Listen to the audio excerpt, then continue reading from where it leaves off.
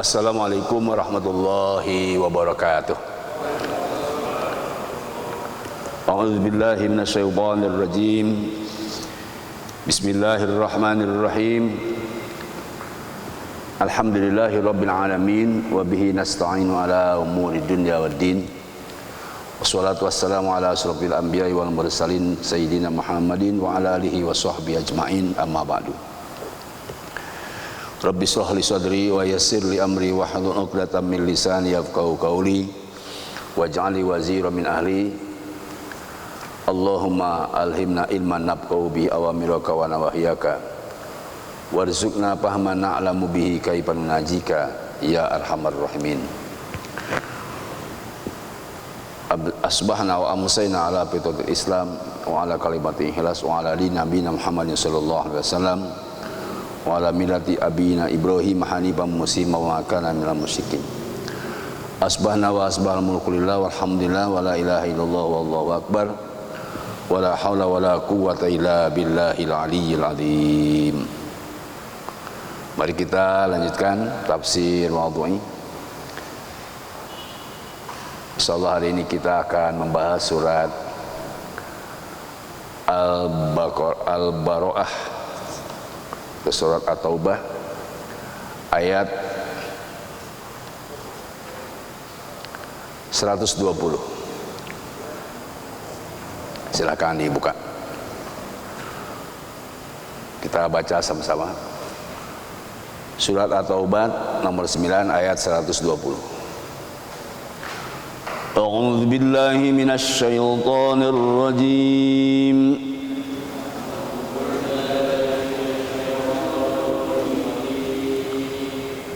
Ma kana li ahlil madinati wa man hawlahum minal a'rab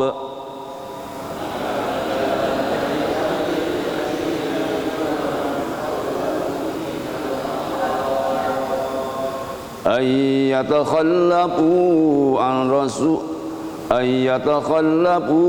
an rasulillahi wa la yarghabu bi anfusihim an nafsihi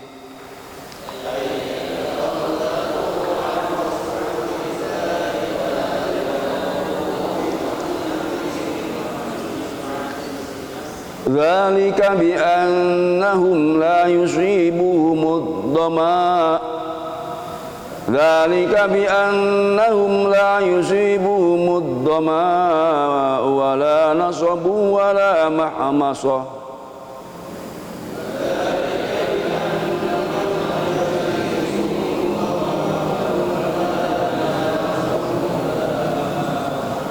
la yusibuhum dhama'un wa la nasabun wa la mahmasatun fi sabilillahi wa la yata'una mawti'an yaghidhul kuffar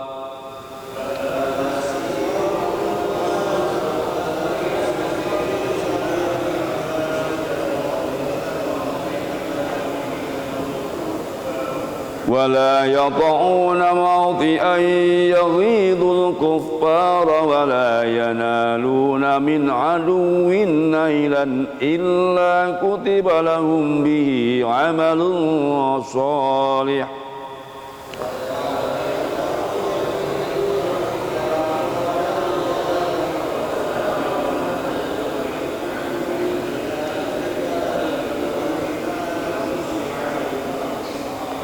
Inna Allah la yudhi'u ajral muhsinin.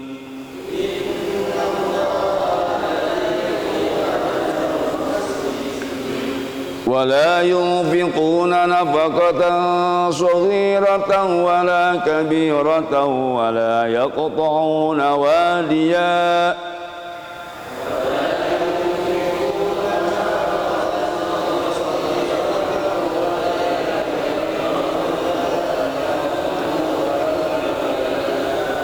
ولا يقطعون واديا إلا كتب لهم ليجزيهم الله أحسن ما كانوا يعملون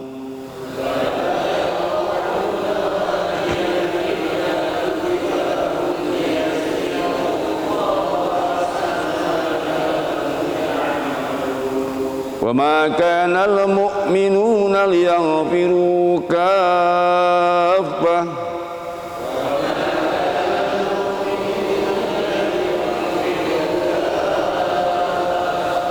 فلولا نفر من كل فرقة منهم طائفة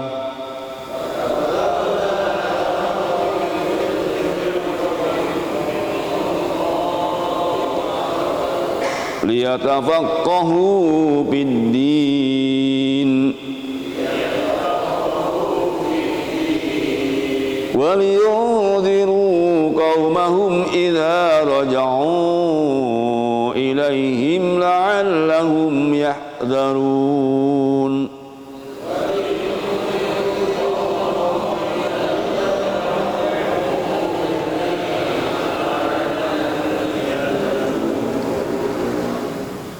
Mufradatnya makan alil Madinah tidak pantas bagi penduduk Madinah wa man haulahum la Arab dan orang-orang Bedui yang ada di sekitar mereka, di sekitar penduduk Madinah. Ayat takhallafu an Rasulillah, untuk tidak ikut serta mereka bersama Rasulullah dalam perang Tabuk. Wala yarghabuna bi anfusihim an nafsi, dan tidak pantas mereka mencintai dirinya sendiri dan tidak cinta kepada Rasulullah.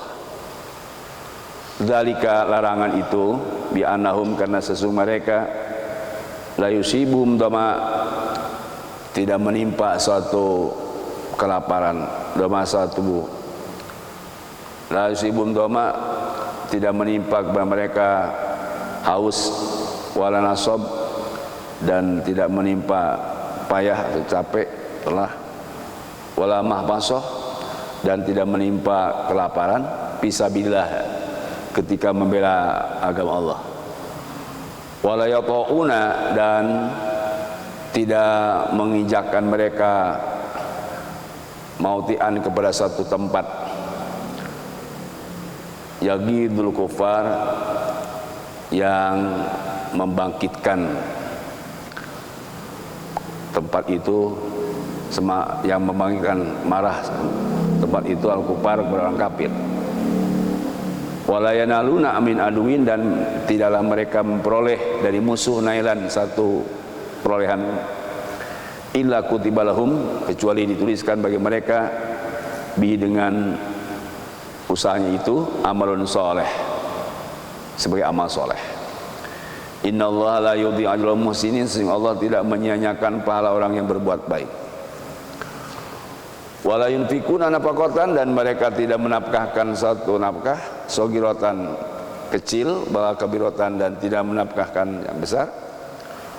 Wala yaqta'una wadiyan, dan mereka tidak melintasi suatu lembah, illa kutibalahum, kecuali dituliskan bagi mereka amal soleh. Liyazia, agar membalas hum, kepada mereka Allah ahsana, dengan balasan yang lebih baik, ahsana ma, dengan balasan yang baik, kanu ya'malun, yang mereka telah mengerjakannya. Wa makana lil mu'minin, wa makana lil mu'minuna, dan tidak pantas bagi orang mukmin yang firu kafah, untuk semuanya pergi ke medan perang. Falaula nafaro, maka kenapa tidak ada satu kelompok, min kulli firqatin, dari setiap kelompok, minhum, dari mereka, thaifatun, satu kelompok, liyatafaqahu, untuk memperdalam mereka bid-dini, tentang agama Islam.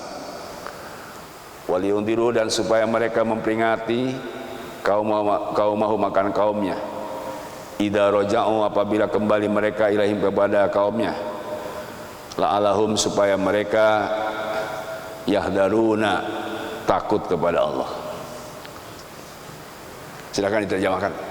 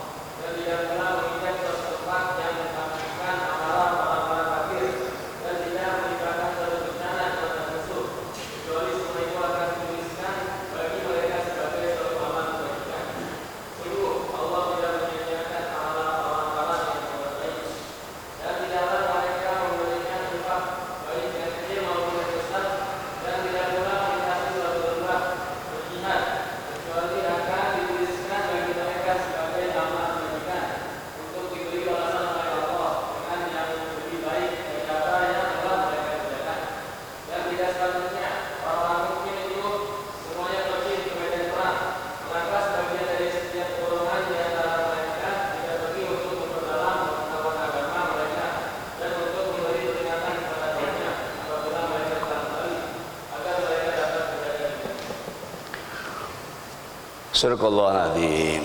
Surat Al-Baro'ah atau At-Taubah ayat 120, 121 dan 122. Judul dari 3 ayat ini ada 2 tugas dalam Islam.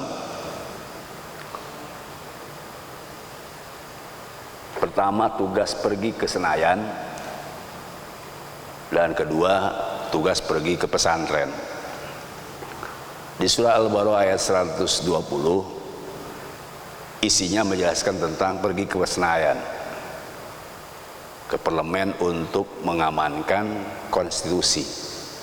Sedangkan di ayat 122 isinya umat Islam harus pergi ke pesantren untuk mengamankan ayat-ayat kitab suci.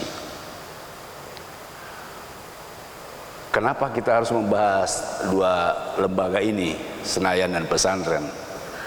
Karena menurut ajaran Islam 2 lembaga ini penting, meskipun menurut para ulama yang satu fardu kifayah, yang satu fardu ain. Kalau ke Senayan disilahkan berjuang di medan tempur untuk mengamankan konstitusi, itu hukumnya fardu kifayah bagi yang punya kemampuan. Tetapi kalau pergi ke pesantren, menurut ulama para ahli hadis dan fikih, itu fardu ain. Kemudian apa yang melatar belakangi kita harus membahas 2 lembaga ini? Karena disenyalir bahwa negara kita ini sudah hampir sekuler, malah ada yang mengatakan sudah sekuler, yaitu memisahkan antara agama dan negara, atau memisahkan antara dunia dan akhirat. Percis dulu di Turki, setelah berabad-abad Islam kuat, khilafah kuat di sana, ada Kemal Atatürk atau Kemal Atatürk yang membuat tercengang dunia Islam bahwa di sana disekulerkan oleh Kemal Atatürk tahun 1924. Ketika ada di media sosial viral seorang pemimpin ziarah ke makam Kemal Atatürk, itulah makanya saya harus membahas hari ini supaya tidak ketularan. Ya, Bapak lihat videonya ya. Padahal Kemal Atatürk itu meninggalnya saja dalam sejarahnya tidak terima dunia, tidak terima bumi. Tentu saja di ayat ini saya akan menjelaskan seperti biasa, yaitu 2 metode, 2 cara.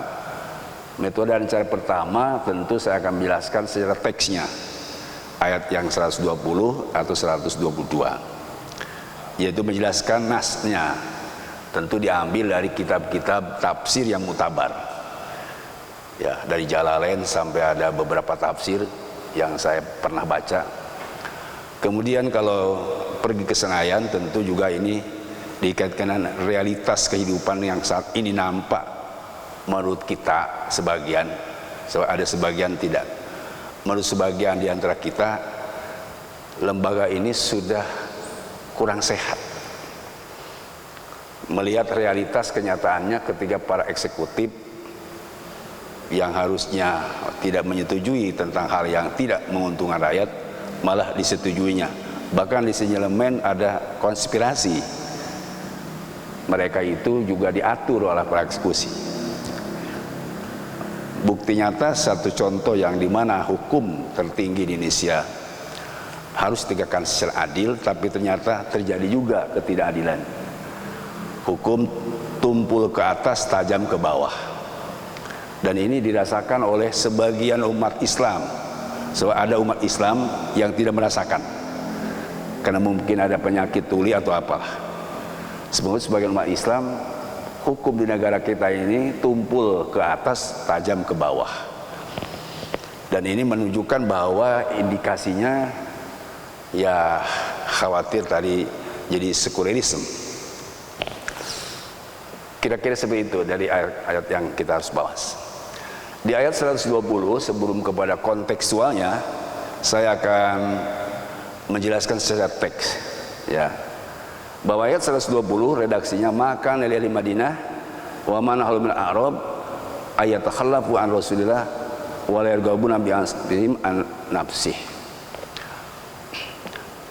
Tidak pantas dalam tafsir Jalalain, tidak sah dan tidak boleh. Tidak sah, tidak pantas, tidak boleh suatu penduduk kota di Madinah dulu, juga masyarakat yang ada di sekeliling Madinah, orang Baduy. Baduy itu bahasa kita orang kampung, dusun. Tidak pantas baik orang kota, orang kampung. Apa yang tidak pantas? Ayat takhallafu an Rasulillah. Ini khobar kana, tapi menurut ahli tafsir nahyi, larangan. Yang tidak pantas adalah mereka tidak ikut serta bersama Rasulullah untuk berperang, berjihad. Khobar, tapi ini maksudnya nahi. Maksudnya ayat takhallafu an Rasulillah, dilarang mereka untuk tidak ikut serta dengan Rasul dalam berperang Tabuk. Dilarang. Artinya apa? Fatwa majelis ulama, fatwa para sahabat pada saat itu berdasarkan Al-Quran di dalam surat At-Taubah 41 bahwa ikut perang bersama Rasul wajib. Sebab infiru hifa pemathikola wajahid bi'amalikum anfusikum, pergilah kamu di dalam berperang, baik dalam keadaan ringan apapun kejadiannya, maksudnya karena banyak kejadian, bahkan wathikola harus ikut juga perang bersama Rasul dalam keadaan berat, karena sedikit jumlahnya, apalagi perang Tabuk cukup berat, panas dan peceklik. Nah, berdasarkan ayat ini infiru hifa wathikola, maka wajib perang itu. Makanya dilarang tadi untuk tidak ikut serta bersama Rasul.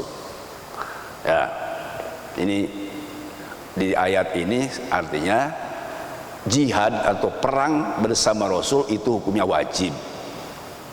Kemudian apa juga yang dilarang selain tadi mereka tidak boleh tinggal di rumah, alias wajib harus kudu ikut bersama Rasul dalam perang. Yang tidak boleh apa lagi? La yarghabu bi anfusihim an nafsih. Masyarakat di Madinah dan di kampung tidak boleh mencintai dirinya sendiri dan meninggalkan cinta pada Rasul. Bahkan disebut tidak beriman, dia mendahulukan cinta kepada dirinya sendiri sementara Rasul ditinggalkan. Ini yang kedua, harus cinta Rasul. Kalau cinta Rasul ya berangkat. Kenapa bisa begitu? Karena ada zalika, kewajiban tadi ikut bersama Rasul. Kalau tidak ikut perang Tabuk kan itu bi annahum la yusibu dama wala nasab wala mahmasab fisabilillah. Tidak ada orang yang ditimpa kelaparan, ditimpa haus atau capek waktu perang. Nah, ini tiga. Kedua, walayatau matian yagil kufar. Tidak ada orang yang mengangkatkan kaki untuk pergi bersama Rasul ke tempat-tempat strategis yang diatur oleh Rasulullah untuk markazul Islam, untuk kemenangan umat Islam di markaz yang pos-pos yang ditentukan Rasul. Tidak ada orang yang pergi ke situ, sehingga yagidul kufar. Kalau pos-pos strategi pada saat itu diisi oleh kaum muslimin yang kuat, maka jengkel orang-orang kafir, takut. Nah, kalau kita melihat ayat wala yata'u mauti alil kufar, ini teksnya begitu. Dan juga wala yanalu min aduwin lailan ilakuti wal min amal soleh. Tidak ada orang yang ketika berangkat perang mendapat apa saja, meskipun sedikit, ya. Dapat capek doang misalnya, dapat haus doang, tidak dapat gonimah, tidak apa-apa. Itu kutiba lahum bi amal soleh. Capeknya, hausnya, laparnya dicatat oleh Allah sebagai amal soleh. Innallaha la yudhi'ul muhsinin. Allah memang tidak akan menyanyiakan pahala orang yang berbuat baik. Jadi teksnya begitu. Teksnya tadi ayat ini adalah menjelaskan tentang perang Tabuk, sehingga masyarakat umat Islam pada saat itu diwajibkan untuk bersama Rasul ke perang Tabuk. Nah, kemudian dikaitkan dengan tadi kontennya. Kenapa ini ayat berkaitan dengan supaya pergi ke parlemen? Sebab jihad itu perjuangan untuk kemenangan Islam. Kalau nanti jihad kemudian ada qital, itu terakhir. Bersungguh-sungguh dalam membela Islam itu di antaranya adalah jihad, membela keyakinan, membela umat Islam, membela teritorial. Dan kalau sekarang misalnya di Indonesia untuk membela Islam, membela teritorial, NKRI, membela keyakinan, tidak bisa lepas dengan parlemen. Sebab di parlemen itu adalah disusun konun atau undang-undang, baik undang-undang dasar atau mungkin nanti ada undang-undang lain, aturan-aturan yang dibuat, sehingga tidak mungkin terjadi kesejahteraan dan tujuan khilafah atau tujuan kepemimpinan Islam, tujuan negara Islam, kalau tidak ada apa?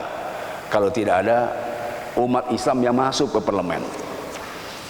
Makanya kalau kita lihat teks ayatnya itu, walayata'una mautian yang kufar, tidak ada orang yang berangkat ke Senayan dari umat Islam dan penuh tiap-tiap partai oleh kelompok umat Islam, ya gidul kufar, pasti orang kami jengkel. Nah, ini Yati Umotiani konteksnya adalah lembaga-lembaga strategis, bukan hanya Senayan sebenarnya, pejabat publik juga seperti wali kota, gubernur, istana. Nah, itu harus dikuasai oleh umat Islam.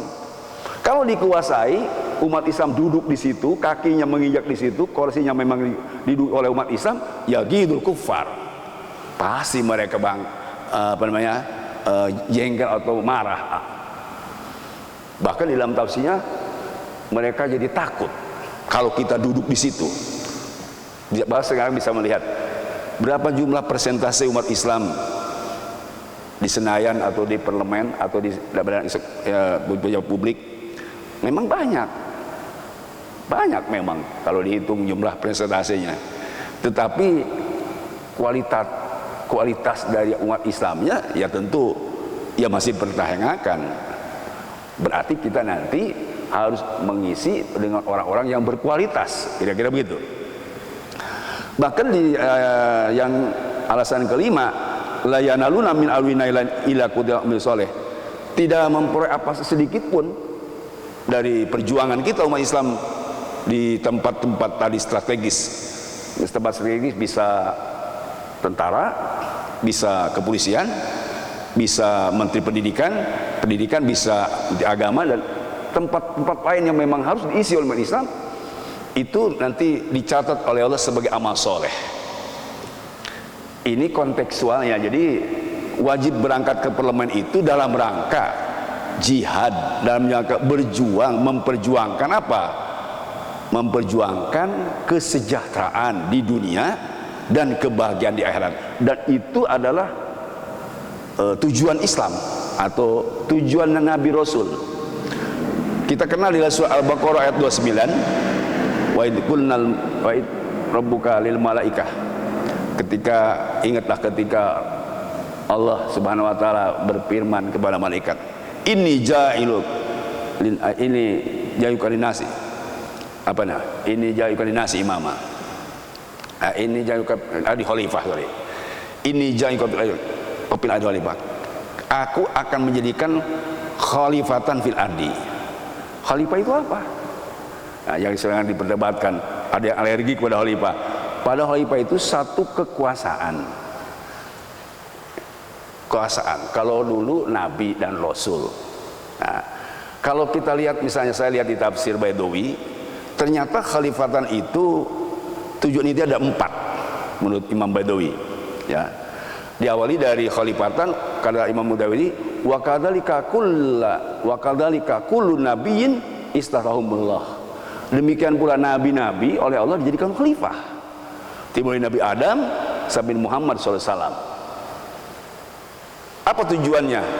Ada 4. Pertama, Umaratul Ard. Nabi dan Rasul itu supaya mengurus bumi, mengurus alam, mengelola alam. Itu pertama. Yang kedua, siasatun nas, untuk mengurus dan menyiasati manusia, SDM. Kalau tadi SDA yang pertama, dikelola oleh umat Islam, yaitu dipimpin oleh para nabi dan rasul. Yang kedua yaitu SDM.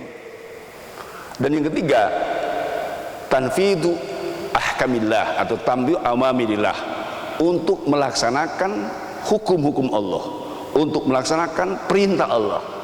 Kalau dalam bahasa formal yang ditakuti orang, untuk melaksanakan hukum Islam.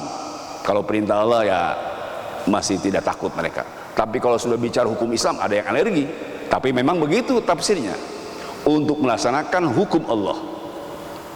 Dan yang keempat menurut Imam Al-Baidawi, yaitu takmilun nufusihim, untuk membersihkan jiwa manusia, untuk memperbaiki dan membengkel hati manusia dan jiwa manusia.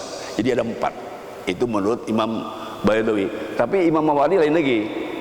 Kalau Imam Mawardi di dalam kitab Fiqh Siyasah, ya hampir mirip-mirip sebenarnya, cuman dia lebih rinci. Ini berdasarkan surat Asy-Syura ayat 13, "Sa'alakum minad dini ma wasabihi nuha waladzi awhayna ilaika," dan seterusnya. Itu ada an aqimuddin. Jadi Allah telah mewahayukan kepada Nuh, kepada Musa, kepada Isa dan Ibrahim, kepada Nabi Muhammad SAW. Apa yang diwahyukan? An aqimuddin, untuk iqamatuddin, menegakkan agama. Untuk menegakkan agama ini nggak bisa tanpa dunia. Makanya nanti muncul ada fikih siasah. Bagaimana tentang siasah al-Islamiyah itu? Siasah Islamiyah agak halus, berbeda dengan tadi khilafah Islam. Kalau khilafah kan tadi kan ya ada yang alergi, tapi kalau nggak apa-apa, karena awalnya khilafah kita bicara nggak apa-apa. Tetapi yang umum adalah bagaimana siasah Islamiyah atau fikih siasah itu. Kata Imam Mawardi itu hanya 2. Pertama, fikih siasah itu ya iqamatuddin, tegakkan agama. Isinya ada 4. Pertama, nusratuddin, bela itu tauhid. Jadi kita menegakkan sebuah negara itu atau fikih siasah, menguasai tentang politikan itu untuk iqamatuddin, membela keyakinan, membela tauhid. Itu yang pertama. Yang kedua, nusratul syariah, untuk membela Islam. Nah, Islam itu tentu tadi ada macam-macam rumpunnya. Ya, tapi secara umum syariat itu Islam. Tegakkan dan bela Islam, termasuk hukum, adil dan sebagainya. Dan kalau di dalam siasah Islamnya itu ada khusus hukum, nusratul hukmi, untuk menegakkan hukum. Sebagai seorang hakim yang memang harus adil, jaksa juga harus adil. Kalau terdakwa jangan dipaksa kalau gak mau sidang online. Nah, itu kan karena tidak adil ya udah dipaksa. Nah, katanya begitu. Yang saya dengar dari teman mengerikan juga. Itu berarti tidak menggunakan surat Al-Maidah ayat 8. La yajrimannakum syana'anu qaumin ala ta'dilu i'dilu aqrabu taqwa. Jangan kamu berbuat tidak adil kepada orang yang dianggap tidak sejalan dengan kamu, dianggap oposisi dengan kamu, bahkan mungkin dianggap musuh. Tidak boleh dalam Islam. Dengan musuh sekalipun, sebelum diputuskan dieksekusi harus tetap berbuat adil. I'dilu, berbuat adil. Ini kalau tadi dalam siasah nasrul hukmi, itu tujuannya supaya hukum ini adil. Ya, itu yang ketiga. Dan yang keempat, tujuan fikih siasah itu adalah wad'ul Quran ala ghairih, atau wad'ul Quran ala qanun dalam tafsir lain. Meletakkan ayat-ayat suci di atas ayat-ayat konstitusi. Makanya para penegak republik ini sudah menggunakan itu, asasul qanun itu, qanun asas itu, yaitu wad'ul Quran al qanun. Quran itu harus ada di atas undang-undang. Makanya ketika preambel undang-undang itu dengan rahmat Allah yang Maha Kuasa. Jadi lafaz Allah itu sudah dilakukan. Muncul lagi Pancasila, ketuhanan yang Maha Esa. Itu sudah meletakkan asas-asas kitab suci, asas-asas kitab suci, di bawahnya adalah asas-asas ayat konstitusi. Sebab tidak akan bisa masuk kalau Al-Quran dimasukkan ke ayat konstitusi, tapi konstitusi masuk kepada Al-Quran itu menurut ajaran Islam, asas Islamiyah. Sebab di dalam surah Al-Imran itu, ma faratna fil kitabi min syai'. Tidak ada satu aspek pun yang terlewatkan di dalam Islam, di dalam Quran. Dari urusan mikro sampai makro, dari urusan dunia sampai akhirat, urusan keluarga sampai urusan negara, ada semua di situ. Namanya Islam kafah, sempurna. Tapi ada orang kan sekarang Islam Nusantara, itu lain lagi. Kita Islam kafah. Kalau Islam Nusantara itu beda kelompoknya nanti, ya. Biar saja mereka bergelut di Islam Nusantara. Kita harus mempertahankan Islam kafah. Ini ada 4 dasar di dalam iqamatuddin menurut Al-Mawardi itu. Kemudian apa yang disebut yang rumpun kedua adalah riayatul ummah. Ini pecahan dari tadi yang disebut Imam Baidawi. Riayatul ummah apa? Melindungi, memelihara, mensejahterakan rakyat. Jadi tadi kalau disebut Imam Baidawi adalah siasatun nas, untuk mengelola SDM.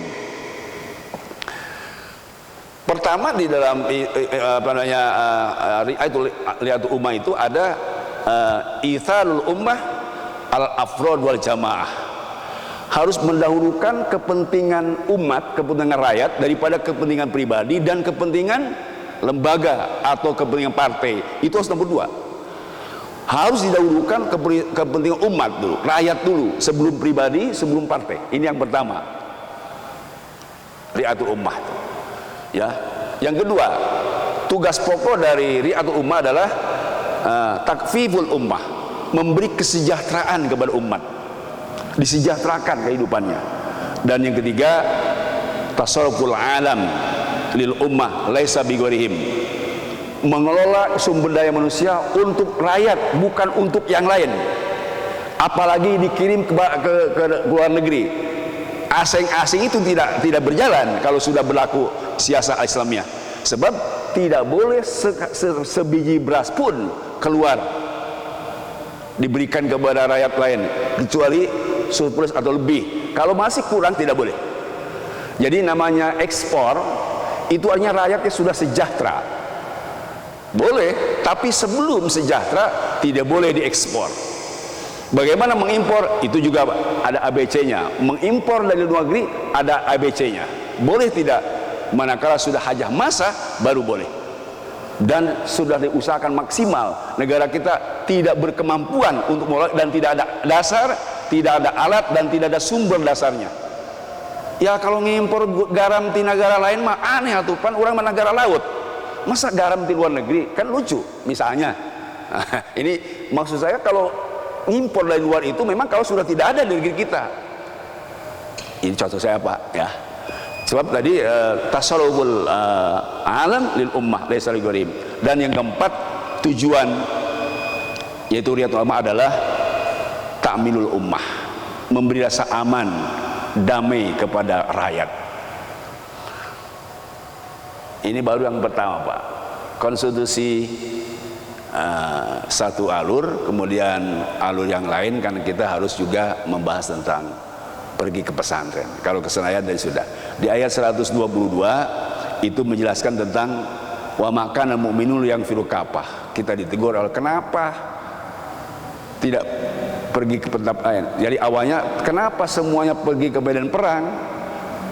Kan Rasul waktu itu tidak pergi. Kenapa semua pergi ke medan perang?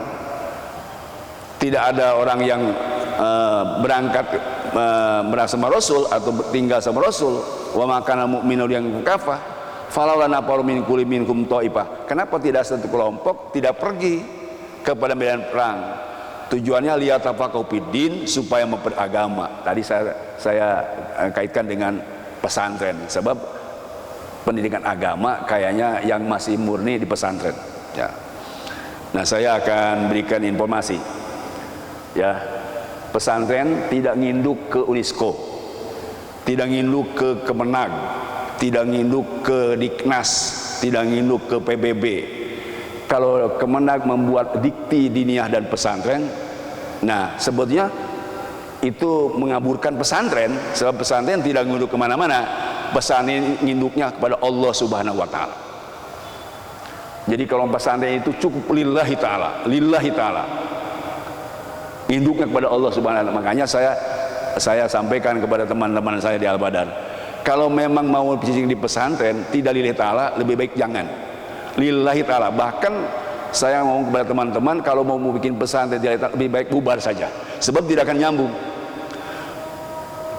Pesantren itu memang dasarnya tafakuh fiddin, untuk membela agama, bukan membela yang lain. Dan yakhshallah, karena mencetak para ulama, supaya ulama ini lahir dari pesantren yang syaratnya adalah khasyatullah, takutnya hanya kepada Allah.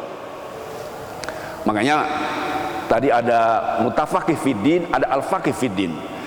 Bukan hanya ngerti agama, bukan, tapi mutafaqih. Tafaqih itu paham daki, diperdalam Islam itu, gitu, agama itu, bukan hanya segala kulitnya, ya. Makanya kalau ditanya bagaimana caranya Pak Kiai, Pak Ustadz itu mendidik pesantren, memang 24 jam beda dengan sekolah, ya. Sebab mereka itu sudah datang dari jauh. Saya melihat hadisnya Pak ya. Kenapa saya sebut tadi pesantren ayat 120 ini? Sebab ada hadis yang diriwayatkan oleh dari Ibnu Abbas, ya, panjang sekali hadisnya. Ayat ini karena tulikum min kulli haynil arab isobah. Ada beberapa masyarakat pada saat itu orang Arab yaitu Nabi SAW, bertanya kepada Nabi Muhammad SAW dengan turun ayat ini. Pas aluna amma yuridun. Kemudian mereka bertanya dari yang diharapkan dalam kesejahteraan itu, yaitu urusan agama dan supaya paham agama. Kemudian mereka mengatakan kepada Nabi, mana muruka anaf Allah, mana muruka anaf Allah, ya Rasul, apa yang kau akan perintahkan untuk kami bisa kerjakan. Kemudian nak murubi isyarana, Rasulullah memerintahkan kepada asyairi kami, teman-teman hidup kami, ida qaddamna alaihim, apabila mereka sudah pulang dari perang, dari Tabuk, harus apa? Harus diperintah oleh orang yang belajar agama Nabi, taat kepada Allah, taat kepada Rasul. Bahkan ya Rasulullah qaumihim, Rasul memerintahkan kepada orang yang belajar sama Nabi untuk mengerjakan sholat dan zakat. Wa kan idza atau qaumhum qalu, mereka apabila datang masyarakat dari luar, dari tempat Tabuk atau tempat lain, innaman aslama qaumina, siapa yang muslim itulah teman kita. Kemudian diperingatkan oleh para sahabat yang ikut Nabi. Bahkan hatta inna rajula yulaqiu abahu wa ummah, ketika Rasulullah ada di Madinah, yang lain ikut perang, ada beberapa sahabat Nabi meninggalkan ibu bapaknya belajar sama Nabi. Ini menunjukkan bahwa yang belajar itu harus berani mengorbankan perasaan, asuhan ibu dan bapak, meninggalkan rumah dan tetangga, meninggalkan kampung halaman. Kalau bukan pesantren tidak ada. Jadi artinya zaman Nabi sudah ada pesantren itu, ya. Makanya kalau di di Masjid Nabawi itu ada Ashabus Suffah, itu para kaum sahabat muhajirin. Tapi ini beberapa sahabat yang datang ke Nabi untuk belajar agama, meninggalkan ibu dan bapaknya, persis seperti anak-anak santri yang jauh dari orang tua. Makanya satu bilang ayat 120 itu pergi ke Senayan untuk mengamankan konstitusi, ayat 122 pergi ke pesantren untuk mengamankan kitab suci, belajar agama bersama kiai, kira-kira begitu. Nah, kenapa kita harus seperti itu? Ingat Pak, surat At-Taubah ayat 39, ya, illa tanfiru yu'adzibkum adzaban alima. Kalau kita tidak pergi ke Senayan untuk jadi DPR, atau kita tidak mau dicalonkan jadi wali kota atau bupati atau gubernur, atau tidak mau dicalonkan jadi presiden, kalau tidak mau, sama kalau tidak mau pergi ke pesantren, yu'adzibkum adzaban alima, pasti Allah akan menyiksa, mengazab kepada kamu dengan adaban yang keras, baik itu di dunia karena tidak sejahtera, atau dizolimi orang, atau di akhirat kita masuk neraka, naudzubillah. Bahkan di dalam surat Muhammad itu, cukup mengerikan, sampai disebutkan la illa yu'adzib adzaban alima wa yastabdil qauman ghayrakum. Kalau kamu tidak mau berangkat ke pesantren, kalau tidak mau berangkat ke Senayan, selain disiksa, awalnya siksa itu yastabdil qauman ghayrakum, akan diganti bukan bangsa dan agama kamu, Kalau kita sekarang tidak mempertahankan politik atau ikut berpolitik seperti tadi ingin disekulerkan karena memang beda agama dengan negara, dunia dengan akhirat, seperti paham Soekarno atau paham Kemal Atatürk, seperti paham orang-orang yang sama, tidak boleh disamakan antara dunia dan agama atau dunia dan akhirat. Dunia, bahkan ada mereka mengatakan kalau ingin maju ini negara harus dihilangkan umat Islam atau pesantren. Itu kan sudah berbahaya. Jadi kita lebih baik dari kita maju daripada kita mundur, sebab kalau mundur diisi orang, kalau maju kita yang mengisi tempat orang. Lebih begitu. Ini teksnya di Al-Quran dalam surat At-Taubah ayat 39. Di dalam surat Muhammad ayat terakhir itu jelaskan wa yastabdil qauman ghayrakum, akan diganti parlemen oleh bangsa dan agama lain, akan diganti kota, wali kota, gubernur dan istana oleh bangsa dan agama lain kalau kita tidak masuk parlemen. Kalau sekarang kita tidak ngajar anak ke pesantren, ya Masya Allah, tabarakallah, kita ngeri Pak. Saya dapat WA dari teman itu di Sukabumi, katanya ada dua kakak adik atau gimana, yang satu dia sudah ustadz masuk Nasrani Pak, dengan santri-santrinya, bayangkan itu. Apalagi di daerah Cianjur itu yang Ciranjang itu satu kampung malah itu. Jadi ngeri kalau kita melihat usaha-usaha mereka tentang kristenisasi. Tidak hanya orang-orang bodoh, Ustadz Kiai juga dipujuk. Ya, ini kaitan dengan penyalahan aturan sebelumnya, sebab tidak boleh mengajak agama, masuk agama kepada orang beragama. Kalau mau dakwah ngajak orang agama, ya orang yang belum beragama kan begitu. Tapi mereka memang sudah selalu merampak rambu-rambu aturan yang ditetapkan. Mudah-mudahan kalau kajian hari ini, mudah-mudahan ada semacam kita mawas diri lah. Intinya kesimpulannya saya mengajak dengan Al-Baqarah ayat 120, kita mari ramaikan itu Senayan oleh umat-umat Islam yang kuat. Isi itu wali kota, gubernur, menteri, bahkan kalau bisa isi itu presiden oleh orang yang kuat Islamnya. Saya kira gitu. Yang kedua, itu pesantren-pesantren yang kosong jangan dibiarkan. Jangan Bapak nonton ke pesantren-pesantren. Itu sebenarnya lembaga yang akan mengantarkan anak ibu bapak cucu bapak nanti kemudian. Saya bisa menjamin itu. Dan sekarang sudah orang melihat dengan semata-mata. Kalau perlu di Al-Hidayah itu bikin juga sistemnya, sistem seperti pesantren. Dan itu yang diharapkan sekarang. Ini maksud tadi surah Al-Baqarah ayat 122. Isinya apa? Tafakuh fiddin, diperdalam itu agama yang dalam sedalam-dalamnya sesuai dengan kredo ajaran Islam, yaitu Al-Quran dan Sunnah. Mudah-mudahan ada manfaatnya untuk kita semua, dan akhirnya kita mengharap kepada Allah Subhanahu wa taala agar kita selalu diberi pertolongan oleh Allah Subhanahu wa taala. Amin ya rabbal alamin. Subhanakallahumma bihamdik asyhadu an la ilaha illa anta astaghfiruka wa atubu ilaik. Wa sallallahu alaihi wa sallam Muhammadin walhamdulillahi rabbil alamin. Assalamualaikum warahmatullahi wabarakatuh.